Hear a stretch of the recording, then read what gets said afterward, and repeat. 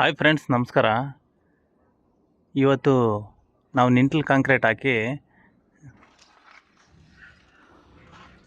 ಎಲ್ಲ ಕಡೆ ನಿಂಟಲ್ ಕಾಂಕ್ರೀಟ್ ಹಾಕಿ compulsory ಸೆಂಟ್ರಿಂಗಿಂದ side ಹೊಡಿಸ್ಬೇಕು. ಅಲ್ಲಿಗೆ ಯಾವುದೇ ಕಾರಣಕ್ಕೂ ಕಟ್ಟಕ್ಕೆ ಹೋಗಬಾರ್ದು. ಅಲ್ಲಿಗೆ ಕಟ್ಟಿದರೆ ನಮಗೆ ಲೈನಿಂಗ್ ಬರೋಲ್ಲ. ಲೈನಿಂಗ್ ಬರ್ದಿದ್ದಕ್ಕೆ ನಾವು ಯಾವುದೇ ಬಿಲ್ಡಿಂಗ್ ಮಾಡಲಿ ಕಂಪಲ್ಸರಿ ಸೈಡ್ ಹೊಡಿಸ್ತೀವಿ. ಸೈಡ್ ಹೊಡಿಸಿದ್ರೆ ನೋಡಿರಿ ಏನು ಯೂಸ್ ಅಂದರೆ, ನೋಡಿರಿ ತೋರಿಸ್ತಿದ್ದೀನಿ ನೋಡಿ, ಈ ಥರ ಯಾವುದೇ ಕಾರಣಕ್ಕೂ ಕಾಂಕ್ರೀಟ್ ಹೊರಗಡೆ ಬರೋಲ್ಲ. ಗೋಡೆ ಲೆವೆಲ್ಗೆ ಇರುತ್ತೆ. ನೀವು ಒಂದು ವೇಳೆ ಹೊರಗಡೆ ಬರೋಂಗೆ ಕಾಂಕ್ರೀಟ್ ಹಾಕಿದರೆ ಏನಾಗುತ್ತಪ್ಪ ಅಂತಂದರೆ ನಾವು ಅದನ್ನು ಹೊಡಿಬೇಕಾಗುತ್ತೆ. ಹೊಡೆದಾಗ ಏನಾಗುತ್ತೆ, ಆಟೋಮೆಟಿಕ್ಕಾಗಿ ಆ ಕಾಂಕ್ರೀಟ್ ಸ್ಟ್ರೆಂತ್ ಕಳ್ಕೊಂಬತ್ತೆ. ನೋಡಿರಿ, ಮಿನಿಮಮ್ 4 ಅಡಿಯಿಂದ ಜಾಸ್ತಿ ಇದ್ದರೆ, ಒಂದು ಡೋರ್ ಆಗಲಿ, ನಾವು ಕಿಚನ್ಗಾಗಲಿ ಎಲ್ಲಾದರೂ ಗ್ಯಾಪ್ ಜಾಸ್ತಿ 4 ಅಡಿಗಿಂತ ಜಾಸ್ತಿ ಇದ್ದರೆ ಕಾಂಕ್ರೀಟ್ ಸೈಜ್ ಬಂದುಬಿಟ್ಟು ಮಿನಿಮಮ್ 8 ಇಂಚ್ ಬರೋ ಥರ ಪ್ಲಾನ್ ಮಾಡ್ಕೋಬೇಕು. ಮೇನ್ ಡೋರ್ದಾಗಲಿ ಇಲ್ಲ ಸೆಂಟ್ರಲ್ಲಿ ಯಾವುದಾದ್ರೂ 4 ಅಡಿಗಿಂತ ಜಾಸ್ತಿ ಇದ್ದರೆ ಅಂಥವನ್ನ 8 ಇಂಚ್ ಬರೋ ಥರ ಪ್ಲಾನ್ ಮಾಡ್ಕೋಬೇಕು.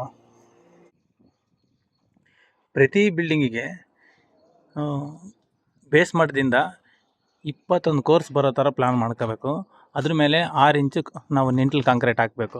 6 ಇಂಚು ನಿಂಟಲ್ ಕಾಂಕ್ರೀಟ್ ಹಾಕಿದ ಮೇಲೆ ಅದ್ರ ಮೇಲೆ ನಾವು ಬೀಮ್ ಬಂದರೆ 6 ಕೋರ್ಸ್ ಗೋಡೆ ಕಟ್ಟಬೇಕು.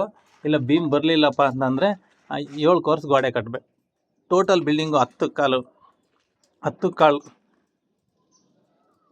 ಕಾಲು ಅಡಿ ಗ್ಯಾಪ್ ಬರೋ ಥರ ಒಳಗಿಂದ ಒಳಗಡೆ, ಮೋಲ್ಡ್ ಕೆಳಗಡೆಯಿಂದ 10 ಕಾಲು ಬರೋ ಥರ ಪ್ಲಾನ್ ಮಾಡ್ಕೋಬೇಕು.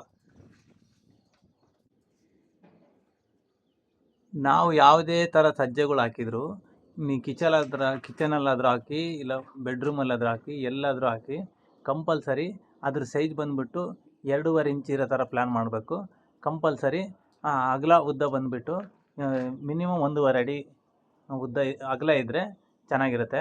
ಯಾಕಂದರೆ ನಾವು ವುಡ್ ವರ್ಕ್ ಮಾಡಿಸಿದ್ರು ಅದು ಚೆನ್ನಾಗಿರುತ್ತೆ. 2.5 ಇಂಚ್ ದಪ್ಪ ಕಂಪಲ್ಸರಿ ಇರಬೇಕು. ಯಾಕಂದರೆ ಅದ್ರ ಮೇಲೆ ವುಡ್ ವರ್ಕ್ ಮಾಡಿಸಿದ್ರು ಏನಾದರೂ ಲೋಡ್ ಇಟ್ಟರು ಯಾವುದೇ ಥರ ತೊಂದರೆ ಆಗೋಲ್ಲ. ಪ್ರತಿ ವಿಂಡೋಗೂ ಮಿನಿಮಮ್ 1.5 ಅಡಿ ಸಜ್ಜೆ ಹಾಕ್ಬೇಕು ಕಂಪಲ್ಸರಿ. ಯಾಕಂದರೆ ಮಳೆ ನೀರು ಒಳಗಡೆ ಬರ್ದಂಗೆ ನೋಡ್ಕೊಳ್ಳೋಕ್ಕೆ. ಅದ್ರ ಜೊತೆಗೆ ಕುತ್ತಂಡ ಅಂತ ಬರುತ್ತೆ. ಈ ಗೋಡೆ ಇರುತ್ತಲ್ಲ, ಈ ಗೋಡೆಯಿಂದ ಮಿನಿಮಮ್ ಒಂದು 4 ಇಂಚು ಇಲ್ಲ 6 ಇಂಚ್ವರೆಗೂ ನಾವು ನಮ್ಮ ಸಜ್ಜೆ ಗೋಡೆಯಿಂದ ಹೊರಗಡೆ ಬರೋ ಥರ ಪ್ಲಾನ್ ಮಾಡ್ಕೋಬೇಕು. ನೋಡಿ, ಇಲ್ಲಿ ಮಾಡಿದ್ದಾರೆ. ಆ ಥರ ಪ್ಲಾನ್ ಮಾಡ್ಕೊಂಡ್ರೆ ಏನಾಗುತ್ತೆ ಅಂದರೆ, ಸೈಡಿಂದ ಮಳೆ ನೀರು ಬಂದರೂ ಕೂಡ ಯಾವುದೇ ಕಾರಣಕ್ಕೂ ಅದು ಒಳಗಡೆ ಬರೋಲ್ಲ. ಹಂಗಾಗಿ ನಾವು ಸಜ್ಜೆನ ಕಿಟಕಿ ಸೈಜ್ಗಿಂತ ಒಂದು 6 ಇಂಚು ಡಿಸ್ಟೆನ್ಸಲ್ಲಿ ಹಾಕಿರಬೇಕು. ನಾವು ನಿಂಟಲ್ ಸೆಂಟ್ರಿಂಗ್ ಹೊಡಿಸಿದಾಗ ಸಪೋರ್ಟ್ ಭಾಳ ಇಂಪಾರ್ಟೆಂಟ್ ಆಗುತ್ತೆ. ಯಾಕಂದರೆ ಸ್ವಲ್ಪ ಏನಾದರೂ ಜಗ್ಗಿಬಿಟ್ರೆ ಅದು ಗೋಡೆ ಲೆವೆಲ್ಗಿಂತ ಸಜ್ಜೆ ಡೌನ್ ಆಗಿಬಿಟ್ರೆ ತುಂಬ ಅಸಹ್ಯವಾಗಿ ಕಾಣುತ್ತೆ.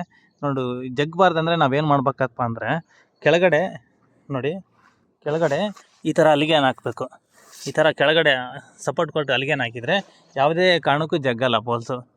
ಕಂಪಲ್ಸರಿ ಒಂದು ವಿಂಡೋಗೆ ಸೀಟ್ ಹೊಡಿಬೇಕಾದ್ರೆ, ಸೆಂಟ್ರಿಂಗ್ ಸೀಟ್ ಹೊಡಿಬೇಕಾದ್ರೆ ಯಾವುದೇ ಕಾರಣಕ್ಕೂ 2 ಪೋಲ್ಸ್ ಕೊಡೋದು ಅಂಥದ್ದು ಮಾಡಲೇಬಾರ್ದು. ಕಂಪಲ್ಸರಿ 3 ಪೋಲ್ಸ್ ಕೊಡ್ಬೇಕು. ಹಂಗಾದರೆ ಗ್ರಿಪ್ ಚೆನ್ನಾಗಿರುತ್ತೆ. ನೋಡಿರಿ, ನಾವು ಸಪೋರ್ಟ್ಗೋಸ್ಕರ ಯಾವ ಥರ ಕೊಟ್ಟಿದ್ದೀವಿ. ಇನ್ನೊಂದು, ನಾವು ಕೆಲಸ ಮಾಡಬೇಕಾದ್ರೆ ಮಣ್ಣನ್ನ ಕಂಪಲ್ಸರಿ ಜಲ್ದಿ ಹಿಡಿಬೇಕು. ಯಾಕಂದರೆ ಹಳ್ಳು ದೊಡ್ಡದಾಗಿರ್ತವೆ. ಗೋಡೆ ಫಿನಿಶಿಂಗ್ ಆಗಲಿ ಏನಾಗಲಿ ಚೆನ್ನಾಗಿ ಬರೋಲ್ಲ. ಅದಕ್ಕಾಗಿ ನಾವು ಪ್ರತಿ ಒಂದು ಸಲನೂ ಕೆಲಸ ಮಾಡಬೇಕಾದ್ರೆ ಜಲ್ದಿ ಹಿಡ್ದೇ ಕೆಲಸ ಮಾಡ್ತೀವಿ. ಅದ್ರ ಜೊತೆಗೆ ನಾವು ಗೋಡೆ ಕಟ್ಟಬೇಕಾಗಿರೋಂಥ ಮಳ್ಳು ಯಾವ ಥರ ಇರಬೇಕಪ್ಪ ಅಂತಂದರೆ, ಕಂಪಲ್ಸರಿ ಹಳ್ಳಿರಬೇಕು. ಹಳ್ಳಂದರೆ ತುಂಬ ನೈಸ್ ಇರಬಾರ್ದು, ಸ್ವಲ್ಪ ಹಳ್ಳಿರಬೇಕು. ಹಳ್ಳಿರೋದ್ರಿಂದ ಕಟ್ಟಿದರೆ ಯಾವುದೇ ಕಾರಣಕ್ಕೂ ಗೋಡೆ ಸಿಂಕ್ ಆಗೋದಾಗಲಿ, ಬೀಟ್ ಬರೋದಾಗಲಿ ಯಾವುದೇ ಥರ ಆಗೋಲ್ಲ. ನೋಡಿರಿ, ಇಲ್ಲಿ ಜಲ್ಡಿ ಕಂಪಲ್ಸರಿ ದೊಡ್ಡ ಜಲ್ಡಿ ಬರುತ್ತೆ, ದೊಡ್ಡ ಕಣ್ಣಿನ ಜಲ್ಡಿ ಬರುತ್ತೆ. ಅಂಥ ಜಲ್ಡಿಯಿಂದ ನಾವು ಜಲ್ಡಿ ಹಾಕಿದರೆ ನಾವು ಗಾಡಿ ಹೊಡೆದ್ರು ಏನಾದರೂ ಗೋಡೆ ನೋಡೋಕ್ಕೆ ಸ್ವಲ್ಪ ಲುಕ್ಕಾಗಿರುತ್ತೆ. ಕಂಪಲ್ಸರಿ ಜಲ್ಡಿ ಹಿಡ್ದೇ ಕೆಲಸ ಮಾಡಬೇಕು. ಯಾರು ಓನರ್ಗಳಿಗೆ ಅದ್ರ ಬಗ್ಗೆ ಐಡಿಯಾ ಇರಲ್ಲೋ ನಮ್ಮ ಚಾನಲ್ನ ಫಾಲೋ ಮಾಡಿರಿ. ಕಂಪಲ್ಸರಿ ನೀವು ಮೇಸ್ತ್ರಿ ಅಷ್ಟೇ ಕೆಲಸ ತಿಳ್ಕೊಳ್ತೀರ, ಇಂಜಿನಿಯರ್ ಅಷ್ಟೇ ನಿಮ್ಮ ಮನೆ ಕೆಲಸಗಳನ್ನ ನೀವೇ ತಿಳ್ಕೊಂಡಿರೋ ಕೆಲಸನ ಮೇಸ್ತ್ರಿಗಳ ಹತ್ರ ಆಗಲಿ, ಇಂಜಿನಿಯರ್ಗಳ ಹತ್ರ ಆಗಲಿ ಹೇಳಿ ಮಾಡಿಸ್ಕೋಬೋದು. ಫಾಲೋ ಮಾಡಿರಿ, ಶೇರ್ ಮಾಡಿರಿ. ನಿಮ್ಮ ಹೊಸ ಮನೆ ಕಟ್ಟಬೇಕನ್ನೋ ಕಟ್ಟಬೇಕಂತ ಇರೋರಿಗೆ ಏನಾದರೂ ಡೌಟ್ಸ್ ಇದ್ದರೆ ನಮ್ಮ ಕಾಮೆಂಟ್ ಬಾಕ್ಸಲ್ಲಿ ಬಂದು ಕಾಮೆಂಟ್ ಮಾಡಿರಿ. ಆ ಡೌಟ್ನ ಯಾವುದೇ ಕಾರಣಕ್ಕೂ ಫುಲ್ ಮಾಡಿ ಕ್ಲಿಯರ್ ಮಾಡಿ ನಿಮಗೆಲ್ಲ ವಿಷಯನೂ ನೆಕ್ಸ್ಟ್ ವೀಡಿಯೋದಲ್ಲಿ ಕಂಪಲ್ಸರಿ ನಿಮ್ಮ ಹೆಸರು ಹೇಳಿ ಆ ಸಬ್ಜೆಕ್ಟ್ ಬಗ್ಗೆ ನೀಟಾಗಿ ಎಕ್ಸ್ಪ್ಲೇನ್ ಮಾಡ್ತೀನಿ.